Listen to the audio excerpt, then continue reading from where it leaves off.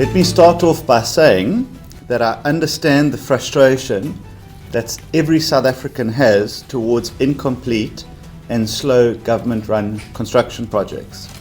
They are tired of excuses into why there are so many incomplete projects and why buildings are being left abandoned. They are tired of the delays and the lack of accountability that has plagued our sector for far too long. And they are right to feel that way, because I feel that way too. And as the Minister of Public Works and Infrastructure, I have to do something about it. I see what South Africans see: the waste, inefficiency, loss of confidence in the state's ability to build. Yesterday, I convened a special meeting with members of the Executive Council for Public Works and Infrastructure, or MinMec, in Johannesburg, and the leadership of Public Works and Infrastructure departments across the country to agree on a new program of action, which is a shared commitment to fix the fundamentals of how the sector works. That plan, which we are unveiling today, is called the South African Construction Action Plan, or SACA. It is a framework of collective and individual accountability, a plan that sets measurable targets, real timelines, and enforceable consequences. Every official and accounting officer will now be measured against these metrics, and if they are unwilling to comply, they will have to make way for those who will. From today, those who cannot or will not deliver will be held accountable, whether they are contractors, consultants, or officials. This plan is built on the belief that South Africa can deliver, and that the Department of Public Works and Infrastructure can once again become the engine that drives economic growth and job creation.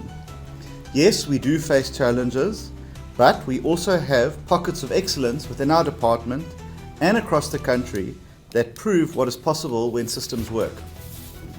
Provinces such as Gauteng, the Western Cape, and KwaZulu-Natal have demonstrated strong project performance, monitoring, and consistent delivery, and lessons that we are now institutionalizing across the sector. KwaZulu-Natal is a great example of how strong leadership in government delivers results from a poor baseline to being one that is now focused on delivery. But we are not starting from zero. We are building on what works and discarding what has failed us. The plan we are unveiling today is built on 6 key actions that address the root causes of underperformance and put in place the systems and standards we need to restore delivery. Our first action is around introducing accountability and contractor blacklisting. For too long, underperforming contractors have operated with impunity. They fail on one site only to resurface in another province under a new name or company number. That will come to an end. From today, all national and provincial departments in Public Works and Infrastructure will establish restriction committees to work with the Construction Industry Development Board in identifying and blacklisting defaulting contractors. These committees will compile and submit lists of non-performing companies to prevent repeat offenders from securing new state contracts. This database will then be used to reference companies and individuals who have been blacklisted. If you have failed the state once, you will not be given a second chance to waste public funds. Yesterday we said it should be a privilege and an honor to work for the state and to build public infrastructure. In addition, all departments will enforce catch-up plans on stalled or delayed projects with progress reports submitted quarterly to the MinMec.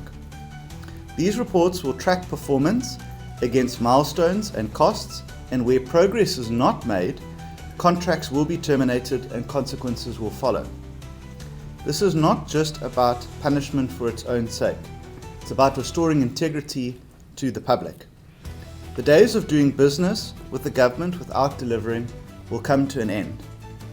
Accountability will be built into every level of the system, from the project site to the boardroom. Our second action is around fixing cash flow constraints. This focuses on how money moves, when it moves, and whether in fact it moves at all. Cash flow management is one of the biggest reasons projects stall. Budgets are approved but not released on time, contractors go unpaid for months, work stops, costs climb, and then the public bears the consequence. It's the similar pattern that repeats itself. To end the cycle, we are advocating for the introduction of strict ring-fenced budgets for projects. Our goal is to work with the National Treasury and provincial treasuries and departments to ensure that infrastructure funds are protected and cannot be diverted to other uses. This intervention on its own will yield big results. It is proposed that a joint national-provincial subcommittee will oversee this and report quarterly to MinMec on progress made with the various treasuries. This committee will monitor payments, prevent diversion of funds, and intervene where disbursements are delayed. The principle is simple. If a project is budgeted for, it must be funded fully, timelessly, and transparently. We cannot build public works infrastructure if the money meant for these projects is diverted to other needs halfway through the construction phase. This reform will bring certainty to contractors, restore financial discipline, and make sure that every cent reaches where it is meant to be. Our third action is around introducing digital infrastructure tracking, so that we are able to see what is happening, we are able to know what is happening, where and when. Because we cannot fix what we cannot see. Too often, different provinces have used different systems, producing inconsistent and incomplete data. Without accurate information, decision-making becomes slow and accountability becomes impossible. To change this, by March 2026, every public works department, national and provincial, will implement a digitized, integrated asset information management system based on modern enterprise resource planning or ERP technology. This will enable real-time tracking of every construction project in South Africa, who the contractor is, the timeline, the budget, and the physical progress. For the first time, we will have a unified live dashboard that shows where projects stand, what risks they face, and what interventions are required. This reform will also integrate financial, procurement, and asset data, bringing transparency on how we plan, build, and maintain public works assets. Digitization is how we will move from reports writing about failure to action being taken before that failure takes place. It's how we will build a culture of proactive management, not reactive damage control. And when we see the full picture, we can act faster, allocate resources better, and hold people accountable sooner. This will allow us to publish quarterly data to the public so that they can see firsthand the progress that is being made. Our fourth action is around procurement. Every public works department will launch a procurement war room, a hub that brings together supply chain specialists, legal advisors, engineers, and project managers to manage awards in real time. These war rooms will identify blockages, speed up evaluations where necessary, and ensure that projects move from bid to site without unnecessary delay. Departments will also conduct process reviews and benchmarking exercise to modernize systems, eliminate duplication, and align turnaround times with national best practice. We've also agreed that any tender above a certain value threshold should be tracked through a digital dashboard, meaning that the progress of critical bids can be monitored at both provincial and national level.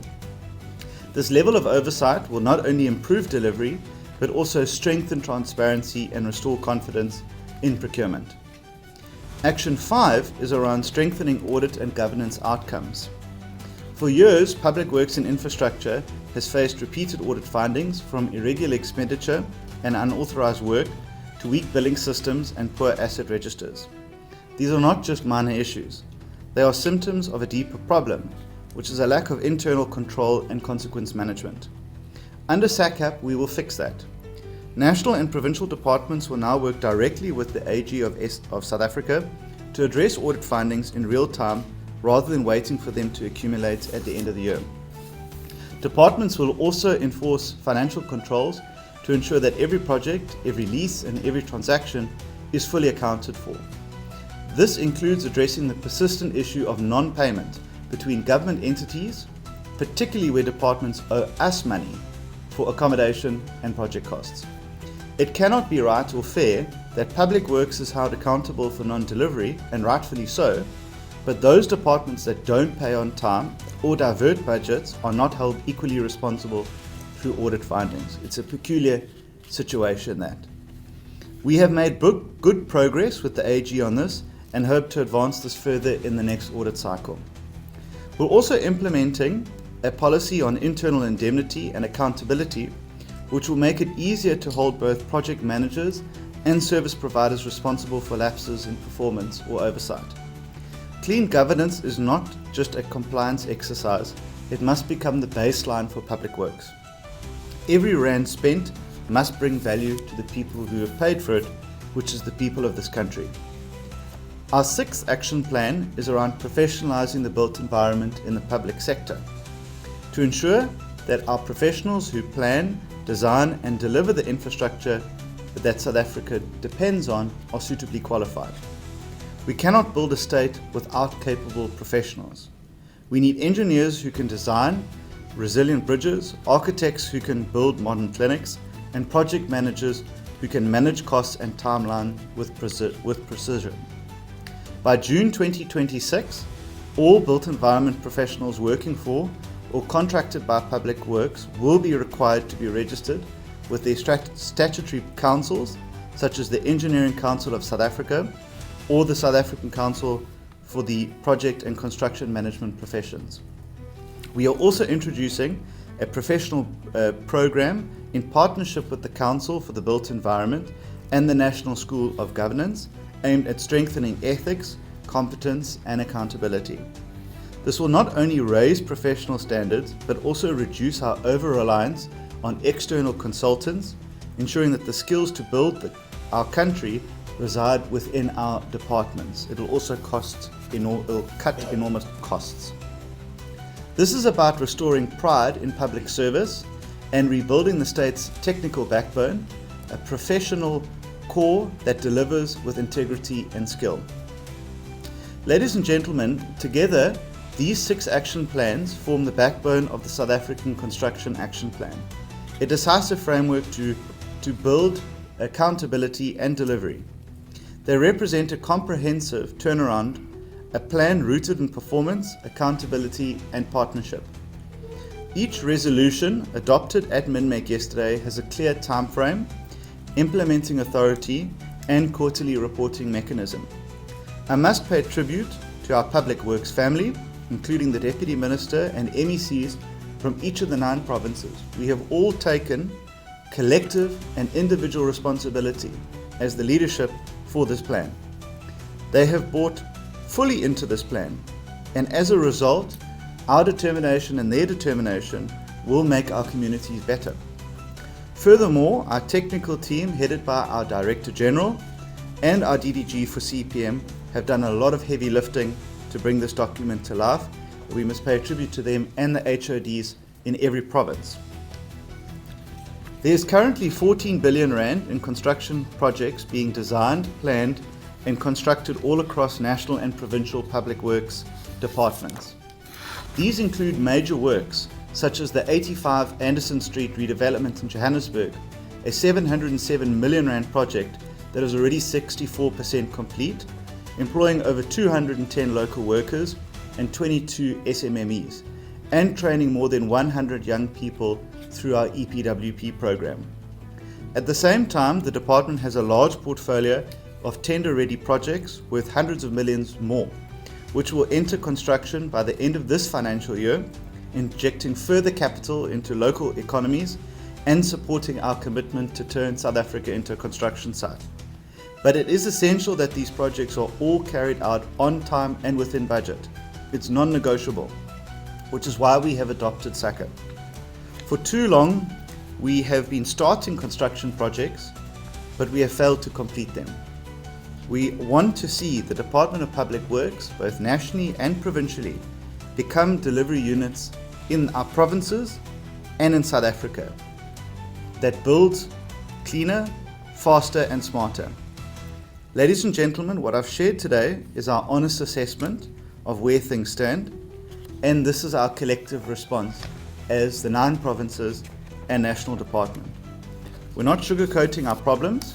We are saying publicly that the system has failed too often, but that it can be fixed, and it is being fixed. This turnaround won't happen overnight.